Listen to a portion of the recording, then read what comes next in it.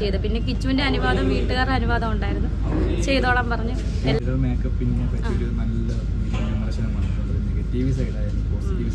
അതെ അതെ.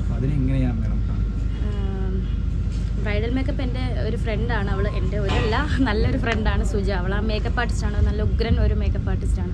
അവളാണ് പറഞ്ഞത്. അവൾക്കറിയായിരുന്നു, എനിക്കറിയായിരുന്നു ഇതിൻ്റെ പേര് എന്തെങ്കിലും പ്രശ്നം നടക്കും. പ്രശ്നം എന്ന് പറഞ്ഞാൽ നെഗറ്റീവ് കേൾക്കുമെന്ന്. പക്ഷെ അവളാണ് ധൈര്യം തന്നെ. അവൾ പറഞ്ഞു എന്ത് കേട്ടാലും കുഴപ്പമില്ല, ബ്രൈഡൽ മേക്കപ്പ് ചെയ്തേ പറ്റത്തുള്ളൂ എന്ന് പറഞ്ഞാണ് ചെയ്തത്. പിന്നെ കിച്ചുവിൻ്റെ അനുവാദം, വീട്ടുകാരുടെ അനുവാദം ഉണ്ടായിരുന്നു, ചെയ്തോളാൻ പറഞ്ഞു. എല്ലാവരും വീട്ടുകാർ നല്ല സപ്പോർട്ട്. എല്ലാവരും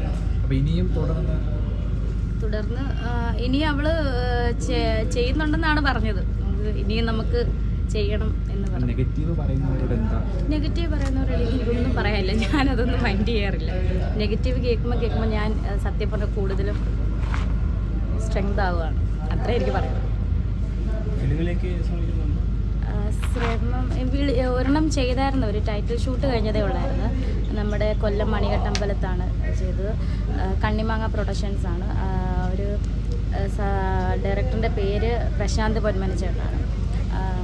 അതുപോലെ അതിൻ്റെ ടൈറ്റിൽ ഷൂട്ട് കഴിഞ്ഞതേ ഉള്ളൂ, ബാക്കി ഷൂട്ട് ഉടനെ നടക്കുമെന്നാണ് അറിയിച്ചേക്കുന്നത്. പിന്നെ ചേട്ടൻ്റെ സഹപ്രവർത്തകർ അവർ ഫ്രീ ഒക്കെ ആകുമ്പോൾ മെസ്സേജ് അയക്കാറുണ്ട്, വിളിക്കാറുണ്ട്.